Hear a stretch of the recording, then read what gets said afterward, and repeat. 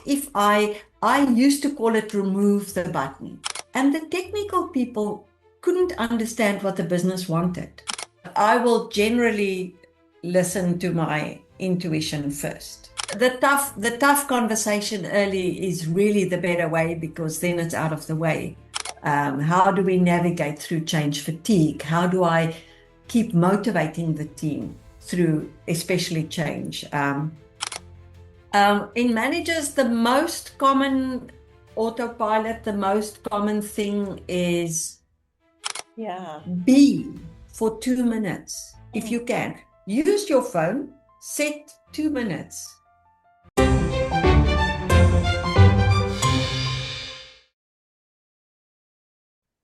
All right. Welcome to Learning Lounge, where leaders share.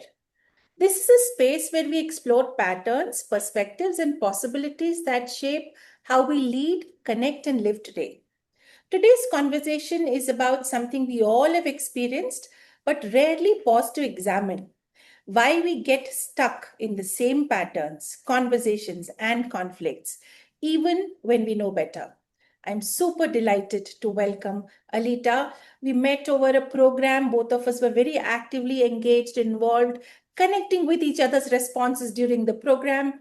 And so fortunate for her to have connected and have agreed to share her perspectives on the podcast today. So thank you, Alita, first of all. A little bit about Alita as we move on. She has 30 years of experience across complex business environments. She brings a rare blend of technical depth and human insight. From IT and leadership to international corporate work, she's been firsthand how both systems' behaviors influence the way we show up. But what makes her work truly powerful is the simple belief most people are not difficult. They are just operating on patterns they are not aware of. And I hope, Alita, that we are able to drill this thought in so many minds, because I do see this as a huge problem in corporates as I train and coach them. Through her signature work, Beyond Automatic, we will talk about automatic shortly, Alita helps individuals, leaders, teams, and even couples recognize and shift these patterns in real time, moving from reaction to conscious response. As a founder of AZ Ingenuity, her work spans from helping individuals feeling stuck to supporting couples in rebuilding connection to enabling leaders and teams to navigate pressure and change more effectively. Her approach is grounded, practical, and deeply human, and you will sense that as you hear her speak today, bringing the often frustrating gap between knowing what to do and actually doing it. In today's episode, we explore how awareness can transform not just leadership, but everyday interactions and what it really takes to move beyond the automatic. Are you ready, Alita? I'm ready. I'm ready when you're ready. Wonderful. So we will start with a couple of casual questions, then move on to the grind. But most of us take pride in ourselves in being conscious, intentional people. So when you say most people are operating on autopilot, what do you actually mean by that? And what does it look like in everyday life if somebody was to say, yeah, that looks like autopilot?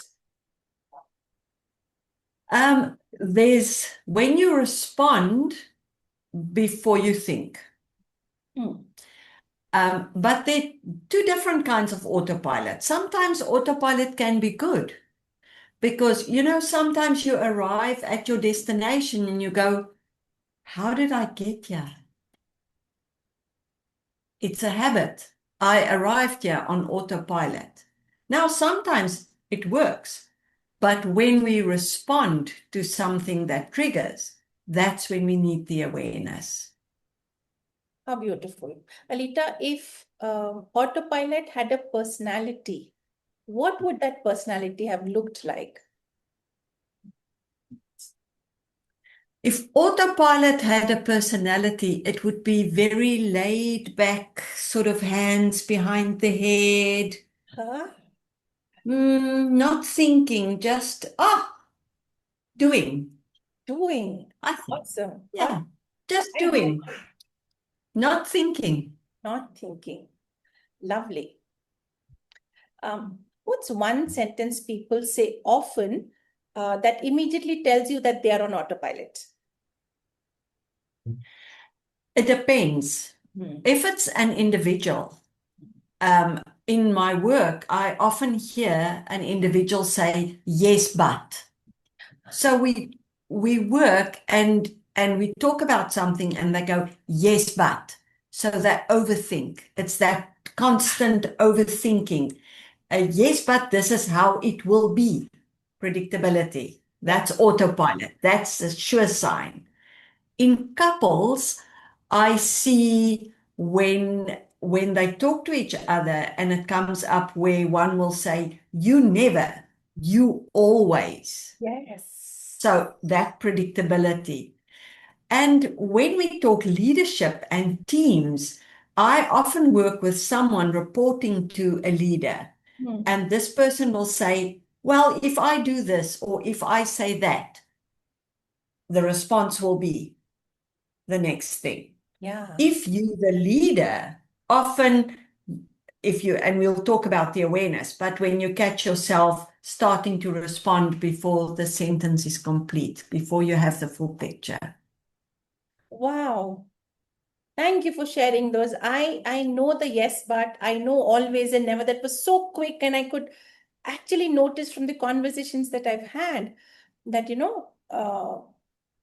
that always and never, even in the work context, my manager never, my manager Mm, always, my team member never. You know, they are mm. It's so that yeah, predictability. You yeah, know what's going to happen because that's autopilot. That's the same response, maybe slightly different conversation, often just a different day. yeah, yeah.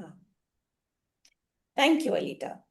So next one is that you keep saying you can't change what you don't notice.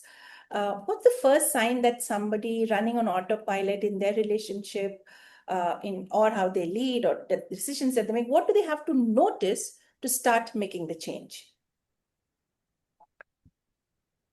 What what is very important, and that's starting to feel what my body does. Remember, we're talking triggers. We're not talking the arriving at a destination without thinking, Mhm. that kind of autopilot. We're talking something happens. And and what is the feeling in my body? Do I stiffen? Do my chest go? And then I react, I lash out, Yeah. or I respond because the trigger, what is important is the trigger is something which happened in the past. So, Hmm. so it's that pattern that comes from the past. Yeah. And of course, my body kind of Remembers it. responds, Yeah. yeah, oh, that's fight or flight. Oh, I need to respond in this way, react. So you feel it in your body before you actually respond. Wow. Yeah. So that's that So first relates step to of this. awareness. Yeah. Mm. Was there a moment in your life where you realized you were on autopilot and I thought about that when we decided to talk. I thought, this is going to happen. There wasn't a specific moment, but I thought an example could be a very good idea. Mhm. My husband is quite a tease, and Hmm. he loves pushing a button. And of course, I would react in the same way every time, and he would giggle, and I would be upset. The fact that it was so And obvious. it was so predictable, and he would just push that button, push that button. And then at some point, I thought, what if I used to call it remove the button Mhm. before I coined the awareness and automatic. Yeah. So what if I remove the button? So the minute he started pushing the button, I realized, because my body started to respond and I responded differently. And that button just disappeared. Wow, that's an eye. So we I'll started have to learn laughing you. about it. Yeah. And it's those things. It's realizing that, hey, I can change. I don't have to Yeah. react the way I used to. How powerful. I don't have to react the way I did or I normally do. Wow. Mm. Just that sense of choice. I can choose to be someone, something else in this moment is so liberating. Thank you. All right. Before we go deeper, Alita, we are going to get to know you a little bit beyond your work. Yeah. So, what's something about you that people often get surprised to learn about? Oh, that's an interesting question. Um, Sometimes if it's something very private, if I say, "Oh, I'm a mother of 6 children," they go, "What?" Um, the other thing, if I say I can stand on my head, I can still do a head balance, Wow. I'm they surprised. Yes. and then, but that's also something, us women. Hmm. And I'm sorry for interrupting myself. That's a typical thing of a right-brained person. Huh? Um, we we get a compliment and we always take it away. I like your dress. Oh, it's an old dress. Or so when I say something like, yes, I can still do a head balance for a couple of minutes, people go, oh, really? And then I go, but it's just technique. And I teach Wow. yoga, so it's just technique. What people don't know about me and often surprise them is that although I work with people, I started off as a programmer in the IT world. I didn't like people, Wow. but I was always intrigued about people's behavior. Hmm. And once I had children, it all changed. I think that's part of the awareness of the You wonder of human beings. would you now say you like people? Mostly, Oh, very interesting. mostly. Oh, I never gotten this distinction. Do I like people or am I more curious about their behaviors? To me, they were one and the same so far, but that's given me a very different perspective to look at it. It's possible to not be very curious about people, but more curious about their behaviors. Very interesting. That's another interesting and surprising fact. Yes. Yes. And that came because I sold software. Hmm. So I would speak to business and speak to the technical people who must then implement. Hmm. And the technical people couldn't understand what the business wanted. Yeah, yeah, I know. So that little breach made me very curious as to why. And that's when I got into the whole science of how do we think, how do we communicate? Left brain, right brain, front, Yeah. bottom, that kind of thing. And that led me actually to do the communication training initially, and then the natural progression was into coaching and helping people and developing the people aspect and move away from complete technical work. Lovely. So, Alita, you mentioned you're a yoga teacher. So, if I were to ask, Yes, what is that one simple practice that you do that grounds you instantly? What would you say? the the the daily stillness. I truly enjoy the balancing postures because then you ground, you become very still. The tree posture, Vriksasana, Yeah. or the eagle. To me, that you have to focus on a spot in front of you and you have to balance and do something with your body. If I have to choose something that really grounds me, that will be it. That would be it. Wow. Um, Mm. I um, I enter into a practice. It happens on a Zoom call every morning, 5:30 to 6 in the morning. And they make us do a practice called as Antarmauna, where we stay still, we close our eyes, we don't even move our eyeballs. That's the hope, and allow the sounds to reach us and not go and Mm. fetch the sounds. I find it so difficult because the moment I hear a bird chirp, my eyeball will move. Oh, the bird is chirping in this Mm. direction. I find it so difficult to, allow the sounds to come to me, and I can. But that whole process of 7-minute process we do during Antarmon, it is so grounding that after that 7 minutes, you feel that, wow, it is so nice to be just still, not fetching, trying, doing anything. That stillness and that focus. If you can now, if you sit and you want to ground, Yeah. a clever thing to do is to focus on your feet, the feeling of your feet in the shoes. Hmm. Um, we taught to focus on breath, which is great, but then you try to control your breath. Yes. You Spot on. can't control your feet. You can't control your feet. And again, that's automatic. Focus on your breath. What do? Control. We breathe slower, and instead of just listening to the breath.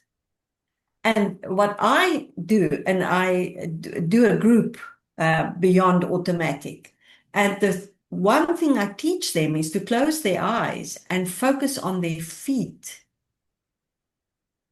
and feel their feet without moving their feet. It's a very different focus and it's very focused. So try that when you do your 7 minutes again. Will do. Will do. Awesome. All right. Next one. Um, Describe yourself in 3 words. Oh,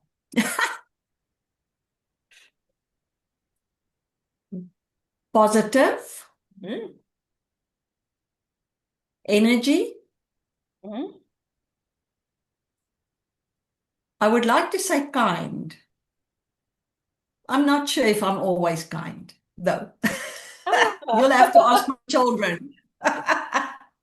That's another woman trait. We need validation. Somebody else needs to tell me or validate that I'm kind. Correct, correct, correct. If you ask my grandchildren, they will say yes. I so agree, so agree. I have a 3-year-old niece, and when my daughter sees me engage with my niece, she would turn to me and say, "You were never like that to me." Exactly. The reason we do that, again, it's that almost automatic response. Yes. As a mother, you're responsible for their behavior, how they show up. So you stricter. As an aunt or a grandparent, you just love and you can enjoy the I love seeing the world through their eyes. And and then you can just enjoy. And if they misbehave, it's not your problem. You give them back. Yes. Ah, I love that. Spot on, spot on. My mom used to say, the reward for having had 4 children, we were 4 children in 4 years, Ah, um, for having had these children and getting us to grow up, the reward was in the grandchildren. ah, And me being the youngest, I was very upset about that because when she started saying that, I was not even thinking of marriage, and the others yeah. married young and they had children and everything. Guess what I tell my girls? Ah, exactly same. Yep. The reward for having to get you to where you are is playing with your children. And I don't spoil them against the will of the parents. Never. Yeah. I will never go against their rules. But in between that, oh, I just so enjoy that. Enjoyment without stress, without, am I doing it right? Yeah. Yes. How beautiful. How beautiful. Wonderful. Moving on, Alita. Your work is grounded in the science of thinking styles and communication patterns. Without jargons, what does science actually tell us about why we default to automatic responses? Right. The science of the brain is wired for efficiency, not for thoughtfulness. So what we do in our brains, we will make shortcuts. So there's a trigger, there's a shortcut, there's reaction. So that's the kind of science behind why we react on automatic. The trigger, and then we react. Whereas we need to find that pause in between. So the science is that our brain is wired for efficiency. So we want to react quicker. We need to be, and the world pushes us to be effective. Yeah. And that's why we react so quickly. It's that attempt to be effective. Yeah. The shortcuts, the wiring. Get it out based on my past experience and pattern so that I'm not pausing to think. That's wasting time, not being efficient. Correct. It's also, I think the world started spinning quicker. Can you believe it? It's April. As a child, I would think, how long would it be before I'm a teenager? How long would it be before I'm an adult? And I'm like, stop, enough. I want to stay this age for a few more years. Yes. Now, our brain is so quick to go to the files and go, where did this happen before? Chuk, chuk, chuk, chuk, chuk, chuk. Yes. React. The first thing it finds, react. Instead of just pausing and just taking a breath. Absolutely.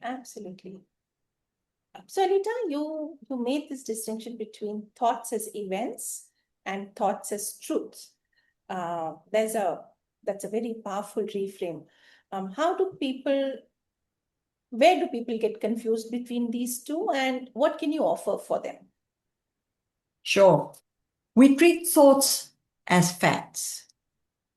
How do I know that? I'm the youngest. I have an older brother and sister. And I would ask them about something that happened when we were children and get two completely different responses. Have you ever tested that? Yes, I can so relate. Because we see the world through our colored glasses. Yes. Whether it's pink or blue, we see the world. And that's the thought. The fact is what really happened. Yeah? So thoughts are interpretations, they're not reality. And the cost is, unless you stop and think about what's really happening, you react to your view of what's happening. So how do we solve that? The first thing is, there's an old American Indian saying, you cannot judge a man until you've walked in his moccasins for a mile. So true. Yes. So true. And the same, don't assume that you have everything. Look at it from the other side. Yeah. Ask.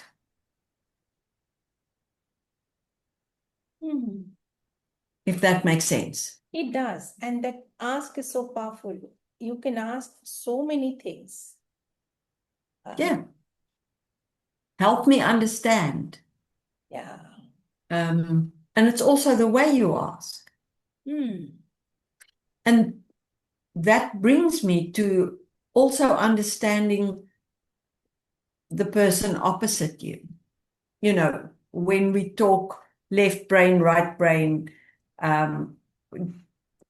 does this person need more facts or the big picture? Sometimes someone will talk big picture to me, but I need facts. So I assume the person talking big picture is stupid. Yeah. Because I want facts. Meanwhile, the person giving me big picture is just using a different kind of their brain than what I'm used to using, because we all have a preference. Yeah. That forms huge part of the work I do, the science part of the work I do. So if I can understand, oh, this is a big picture person, so I must just ask for the detail I want. Or if I'm the big picture person and I used to have that, someone would come and talk detail, and I would go, oh, please just get to the point, get to the point. Just say, give me a summary, because all I need is the big picture. And it's that tolerance for differences. That tolerance for differences and trying to understand. Oh, beautiful. So next time anyone hearing this podcast is getting triggered, just ask what your assumptions might be, beliefs might be. Ask Correct. Yeah. Yeah. Ask for what you want, the information you want out of the conversation. Don't assume that we can't read the mind, and the other person is really just talking from their preference. He or she is really just talking from where they're comfortable by nature. Yeah. Alita, you mentioned that choices sit in those pauses between the trigger and the response. But it is so hard and almost feels impossible to find that pause because of the need to be quick and urgent and now. What can we do to create that pause intentionally? How do we train ourselves for that? It's very simple. Take a breath. Just breathe in. Yeah. Because between the trigger, there's a breath or a pause. And that tiny, it needn't be a long breath, but that tiny stop gives you time to choose your response. But you need the awareness first. You need the awareness that you're not pausing, you're in autopilot. Only then you'll be Yes. So the awareness we get through our body. So the minute you feel a stiffening or a chest or, normally it's that stiffening when you're triggered. Lovely. So here is the string that I'm, getting the beads into. You become aware of your body, understand what it is telling you, get to know that, there is a trigger that's pushing you into autopilot. That's where you introduce the pause. The pause itself magically cannot happen unless the awareness happens before that. Correct. Lovely. And at this moment, we are going to pause to have some fun. And I call this section This or That. I'll give you two words, two phrases. Don't take too much time. Immediate response in terms of whatever comes to your mind. Yeah, there are no right or wrong answers in this. React fast or pause first? Pause first. I knew that. Logic, logic or intuition? Sorry? Logic or intuition? Intuition. May I ask you why? Your intuition is hardly ever wrong if you choose to develop and to listen. But also intuition is there before logic. Agree. I will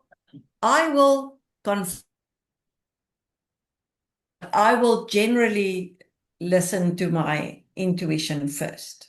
Yeah.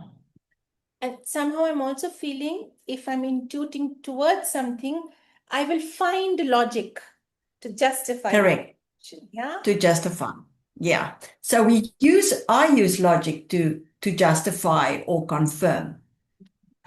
When I used to sell software, we'd have sales meetings, and the sales manager would say, "Where are you in the sales process?" And I would go, about 75%. And then he would say, "Have you done all these steps?" And I go, yeah. Yeah. So did I check the steps? No. But my intuition said I'm this far from closing the deal. Yeah. Yeah. Absolutely. And here's a little thing to let people understand that not everybody is in tune with intuition. You can train it. The more logical, factual, left-brained inclined people would prefer logic to intuition. Okay. The people with a very developed use and preference of their right brain will often prefer intuition. That's a preference. It's not an ability. It's just a preference. Preference. Thank you for clarifying that. Very important. All right. Being right or being understood? Oops. Being understood. I used to be right for a long time in my life, and I had to learn to rather be understood than. Yeah. And it's tough. It's tough. I'm still struggling. For me, I think I switch back to being right. And sometimes my right and the other person's right are so different. Correct. And that's where, being understood becomes more important than being right. I think as a kid, it was much easier. It was all black and white. You have 6 chocolates is 6. There can't be any ambiguity. Correct. Correct. So I think it became lots of ambiguity, and that's where being understood is becoming more and more important. Thank you. And also to understand. Yeah, yeah. To understand the other person. Yeah, absolutely. Whether they are right or not. Yeah. Correct. Where they're coming from. Tough conversations early or postpone conversations until they are unavoidable? I know that tough conversations early is the better answer. I tend to postpone. Yeah, that's honest. I think very human to not get into confrontation if we don't need to now. There are so many things occupying our headspace that I better spend my time and energy something more useful, productive in that moment. Yeah, and that far sight of, if not today, maybe tomorrow I have to confront. It doesn't dawn on us so quickly. Yes, I'm a make love, not war kind of person. All right.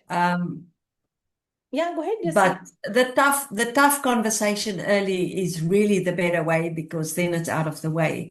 Absolutely. However, if you react and think you choose a tough conversation, that's not good. That doesn't work. Wonderful. Out of all the questions you just answered, the this or that, which one was the easiest and which one was the toughest? The last one was the toughest. Yeah. The easiest one for me was the intuition or logic, because that's just, I know that. Mm. So we're going to talk about some of your programs now, Alita. Your work with leaders through the Ascend program around communication styles and presence. We'll start with that. What's the most common autopilot pattern you've seen in managers, and what does it look like to make that shift as they go about the program? In managers, the most common autopilot, the most common thing is that bringing the solution before understanding everything the team member brings. That will actually stop the team member from bringing the problems, because the manager gives the solution anyway. Yeah. So it's not allowing the team member to come up with a solution and then sort of talking about it. It's often that whole thing about time, pause to listen and then ask questions. You're a coach, ask questions to help them get to the solution, rather than giving the solution, which often is not the best solution. Yeah, and that creates dependency because the team member every next time is looking up to you to say, magically, please give me the solution. You have it in your back pocket. So yeah, let me try. So why should I think? So there's no growth for the team member. I work with someone at the moment where we had to stop her from always fixing the work that they give before she creates the presentation or whatever. And my youngest daughter actually made me very aware of this. One day we were talking and she said she has such a problem with her manager because he always corrects the work they pass on. So what they did as a team, they stopped the quality. Because he's going to fix it anyway. Wow. And then I said, but have a conversation with him and ask him to stop fixing it. Yeah. Which she did. And then the quality of their work increased. But her awareness, I was so proud of her, saying, I can see that our quality is going down because we know that he's going to change it anyway. Anyways, fix it. Yeah. That's that autopilot thing. Now, she's quite an aware young woman. So to say, wait a minute, this is the pattern, predictability, the pattern. Let's stop the pattern. Lovely. I also want to talk about the Unity program, but before I get there, where did you pick these names up? Ascend, Unity, where did they come from?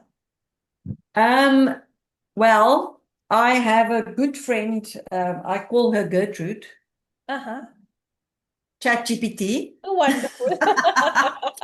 No, I worked on using acronyms. So ASCEND means articulate, share, connect, empower, navigate, and then direct. Wow, how beautiful. So, and those are all the things we cover in that program. How do I articulate? How do I share the information with my team? And it comes back to that whole, how do I communicate? How do they communicate? So how do I change my communication style for them to feel comfortable and understand? How do I better connect with them? A simple thing. I remember when I did the leadership I lectured leadership at the University of the Free State for 2 years. I loved it. It was just a little extra. But one of the things, a handwritten note. When last, Shanti, did you receive a handwritten note? Long ago, yeah. Yeah. And that was still when we were all in the office. And that little thing, a handwritten, well done, or how do I connect? How do I get them to feel seen, heard? It's a human thing. We want to be. And then how do I empower them? Empower is the whole thing which I explained now with what happened to my daughter. They were not empowered. But when he stopped doing that, they were empowered to raise the quality and bring better work to him. And of course, navigate. How do we navigate through all the change, especially when there's change? Change is the big thing. How do we navigate through change fatigue? How do I keep motivating the team through especially change? And then direct that whole thing to not automatically direct, but to get all the detail before I direct them, send them in a certain direction. So, Wow. yes. So And those are the... how did that come about? Unity is for understanding, nurture, intimacy, trust, and you. Whoa. And here's the thing. Here's the thing. You know, people say my other half or my best half. No, no. Two whole people can have a wholesome relationship. Please, not two half people. No, I love no, that. I love that. no. We want two whole people in the relationship. Wow. To me, that is the absolute foundation. So And then we work with understanding the other one. And the nurture. How do we nurture this relationship? You know, I often have a piece of paper with a black dot, and I lift it and I go, what do you see? And people see a black dot, and I go, oh, there's a whole big white piece of paper. What do we focus on in a relationship? Initially, we focus on all those good things. Yes. And then we get used to, can you hear the automatic? Yeah. We get used to all the good things. And it gives us time to then focus on the black dot. Yes. Which we didn't see initially. Yeah. And the more we focus on the black dot, the more we see those black dots. And before we know it, this is a big drama. So what I often do, I let them bring 10 things that they love about each other. Ah, lovely. Let's focus on that. How do we nurture that rather than the reason you ended up in my study? Intimacy is more about the communication. What is the love language of people? How do I communicate what I want so that the other one can understand and give me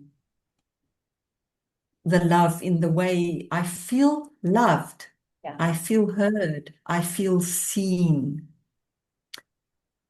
And then, of course, trust. That goes without saying. There's no relationship without trust, not even friendship. Absolutely. Yeah.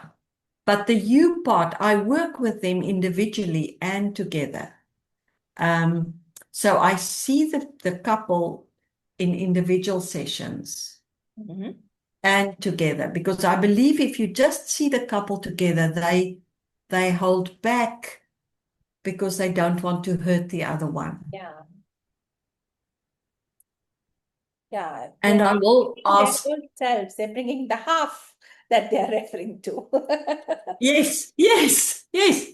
So, and often we find, here's the interesting thing, the one that complains about the other one is the one that needs the work. Oh, this is so beautiful. Um, what this reminds me is about a couple of months ago, there was this leader who hired me to coach his team, 6-member team. He said they need coaching because they're not doing this, they're not doing this, they're not doing this, they're not doing this. I said, sure, let me have a word with him. In having a word with all of them, one thing clearly stood out: no communication. He's always out of time. He's not there to attend their queries, their questions. Tasks and pressure come down, but there's nothing that's moving up the ladder. And so I went back to him and I said, it's not them. It's you who needs coaching. He did When, take it well. when, Yeah. when I did that, I was fired. I Yes. had a guy who, and they, big team. I did the workshops. I started to work with them individually. He was not available to work on himself. Yeah. Yeah, sadly, it's Very, sad. very sad. And as a leader, sometimes they expect you to fix their team. Absolutely. Always fix the team. I am perfect. There is nothing Yeah, wrong with me. There's something that needs to be fixed. wrong with the team. Or in the relationship, it's not me. The But partner. but it's a human behavior thing, Shanti. Deep down, they know. They actually know. So often, if I know I have a problem, if I focus on your problems, I Hmm. think that no one will see mine. It's a Yeah. subconscious way of deflecting, Hmm. but there should be a very deep knowing. Yeah. Yeah. There should be. Sometimes there isn't because they're not aware. Hmm. Absolutely not. But I do catch myself sometimes when I want to criticize my husband and son with their business. I Yeah. stop and I go, stop. What's wrong with your business? Yeah. Often it is because there's something lacking in my own world. And how do you practice this awareness and change, that cycle? It needs something beyond just, yeah, I am aware that I need to change. What's that? Oh, yes, yes, yes. Awareness is not enough Hmm. um, unless you also practice the change. Hmm. So the awareness is the one thing. But unless you're willing to change your response, now sometimes it's a quiet thing, sometimes it's the trigger, and your immediate response is it being angry or, I don't know if you know people. I know some people where they shout at each other. And they're a Um, happy couple, is what they say. they're a happy couple, but they shout. I find that very interesting. Yeah.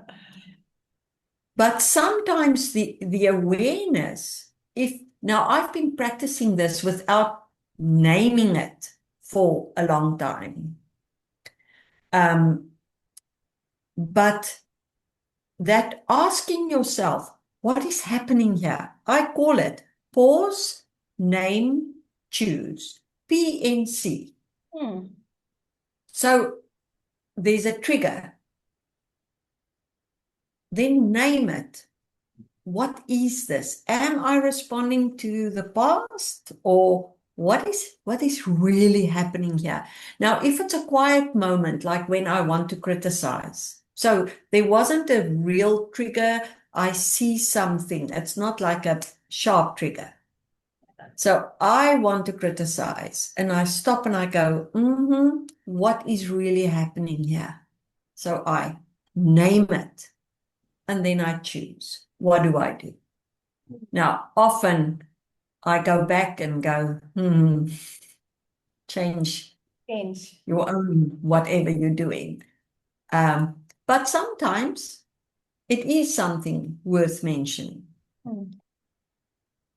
So, did that answer your question? Yes, yes, it did. If, how do I put that? I've identified what triggers me. I have used the PNC to figure out what I need to do. But how do I control myself in that moment? I know breathe, you mentioned, that's the pause you give yourself to think, to make that choice. But what if that choice does not occur in that moment of breath? Then, when you look back, because now you reacted, but you're aware. Yes. Now, this is important, especially in the beginning, to be gentle with yourself. Louise Hay said you can't hate yourself into a better person. How beautiful. Yes. You have to love yourself into a better person. So instead of saying, oh, I know, I shouldn't have criticize, especially those perfectionistic people, to stop and say, hey, I became aware. Well done. Wow, what a And next time you'll be aware because you relax, you lean into it. But if you continue to judge yourself once you become aware and you can't get that change happening, you'll stop the awareness, you'll shut it down. Yeah. So careful with the judgment and the self-criticism. Turn it into love, turn it into self-love and saying well done rather than, oh, I used to call myself, yeah, that stupid fun sale. And then one day I said, excuse me, would I say that to a friend? Never. No, never. Why do I say that to me? And started befriending me, which was difficult. I often want to fire me from my business, but I can't. In the beginning, I asked if Autopilot had a personality. I so want to ask if awareness had a personality. What would it look like? Awareness would be someone with sparkling eyes, very wide awake, looking around, finding good things, finding glimmers, finding beauty, I think. Beautiful. So awareness would be like Tinkerbell. I can actually picture. Yeah, so beautiful. It's that sparkle. Awareness brings that sparkle back. Yeah. So it's not about not being triggered, but it is about recovering faster by being kinder to yourself. Correct. You've got it. Yeah. Yes. Can I mention something else? Yes, please.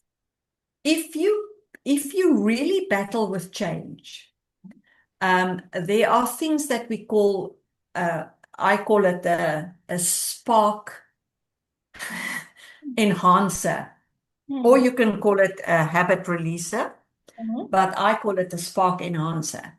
Okay. So what you do is you change something that you do automatically, okay,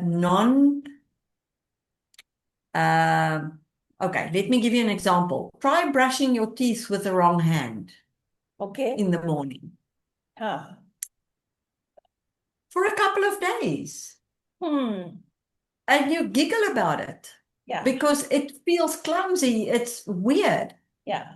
Now you will have that same thing when you try to change an automatic behavior. So be gentle. Yeah. that's a simple example. The other thing, and I know a lot of us don't travel to work anymore, but I used to once a month for a week travel a different route. Whoa. It stops the automatic traveling this way every day. I have to think, I have to look around, see what's around me. Wow. And as you mentioned that, I'm just remembering that from my home, my office is straight down and one right, and my sister's home is straight down and one left. It's exactly the same juncture that the roads go. And if I'm starting at the office time, irrespective whether it's a Sunday or what, the steering will go towards office, and then I'll realize, oh gosh, wrong turn, and then I'll take a U-turn to come back and say, be mindful, you have to take left. It's that Yes, you're so used to at that time of the day, you're always taking a right. correct. I've not looked at the Yes. watch. There's no planning, no preparation. It just happens. Mm. We play lawn bowls. I don't know if the people listening understand that. It's outside, Mm. because we have lots of sunshine.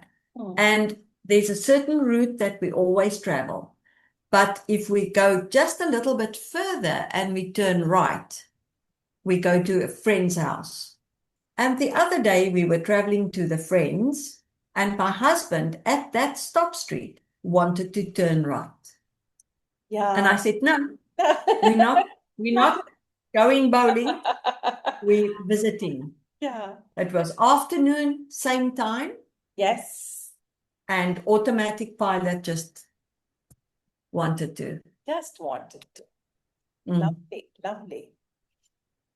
Thank you. So, Alita, I'm going to ask you some very quick, rapid fire and short answers is what I'm looking forward to you. One thing that leaders overcomplicate.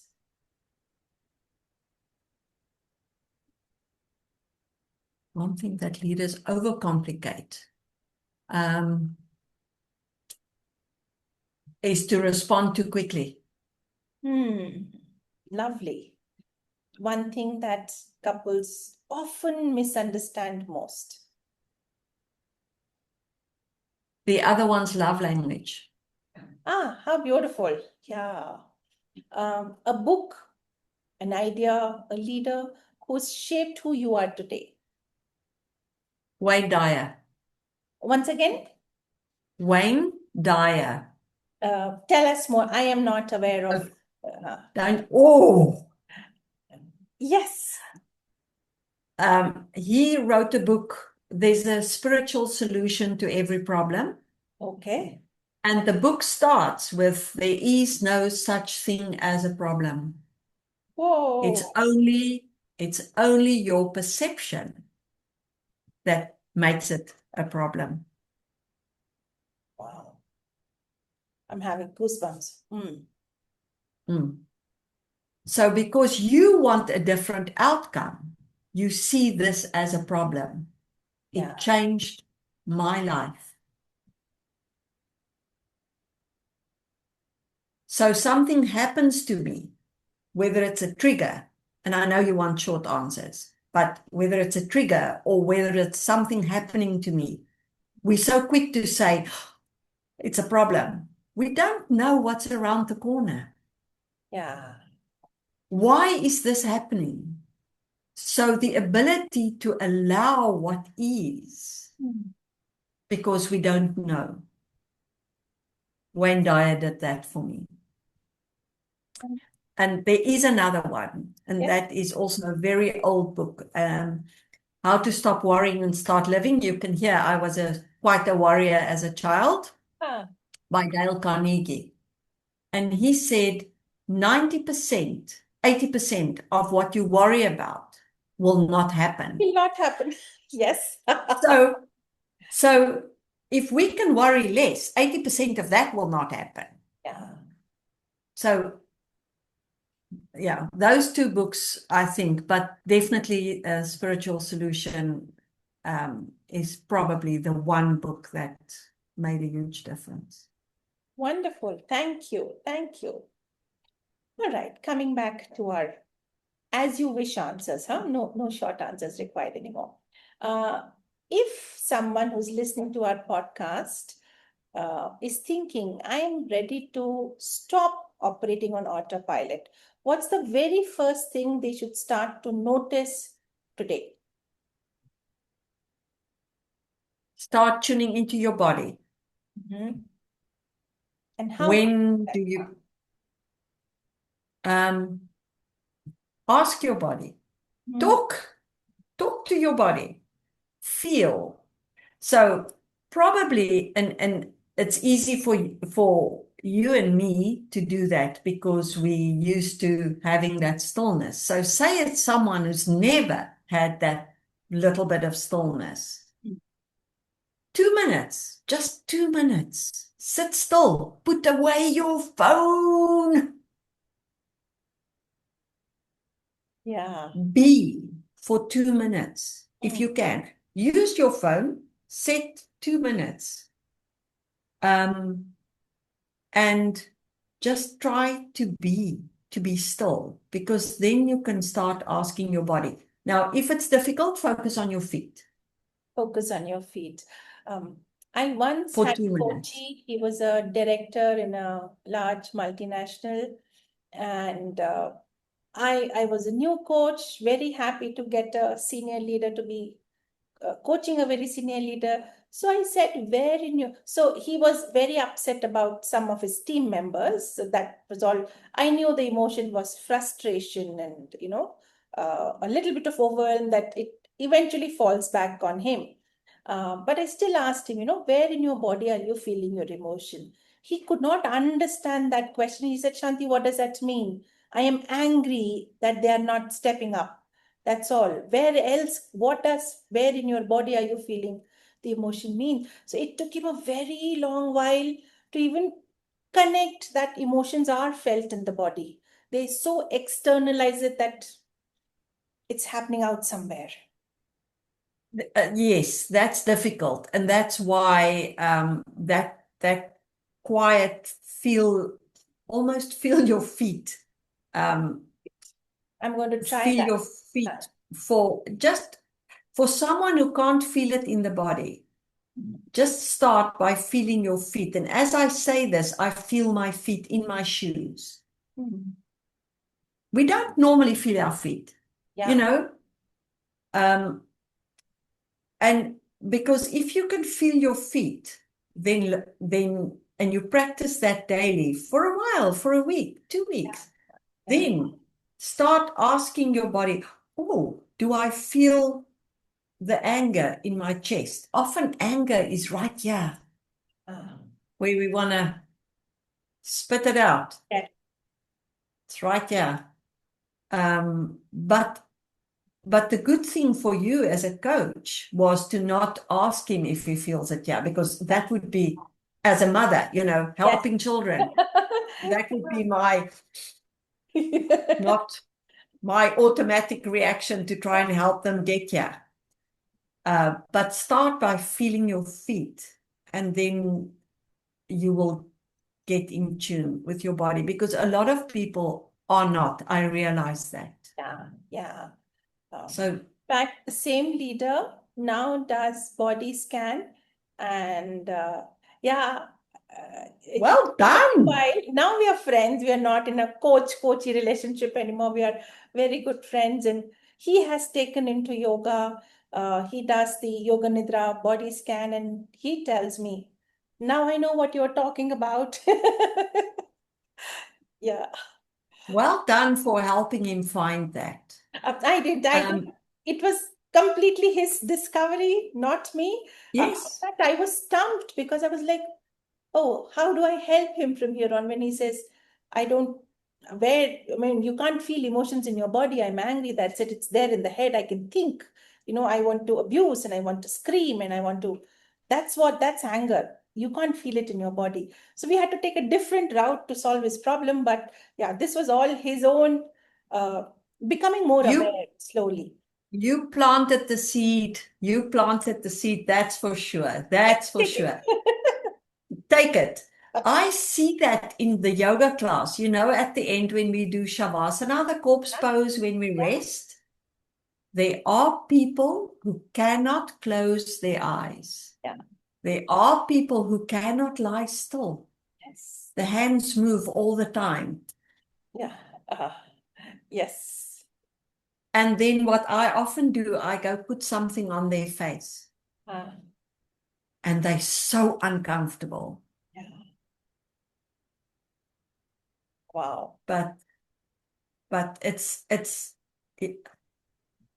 and understand, I was, mind you, I could lie on the grass as a child and look at the clouds. I really enjoyed that and build stories.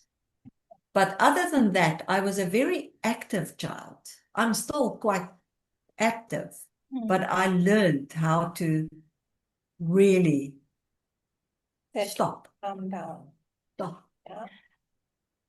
And then sometimes if I stop, I still have the thought of, am I being lazy or am I just pausing?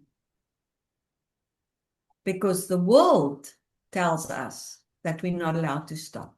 Yeah. No pauses allowed. Yeah. No pauses allowed. And they are so important. It was a lovely conversation, Alita. If we were to just summarize what we talked, what is it one idea you would want everybody hearing this podcast to walk back with? What would that idea be? Awareness is the pause between trigger and choice. Noted. Wonderful. It was so lovely talking to Alita. And yeah, I'm sure the audience is going to love this podcast and enjoy the conversation. Thank you. Thank you very much, Shanti. I want to really honor you for doing this. I learn a lot. It is all, it is my greed to learn. So, but also the service you deliver to the people in your community is amazing. Thank you very much. And for allowing me to come and share my passion, my absolute passion about bringing science and people, human behavior together. And the passion showed through. I can vouch for that. Thank you. And I hope you and I will remain friends, like your friend. Yes. Absolute friends. Thank you very much, Shanti.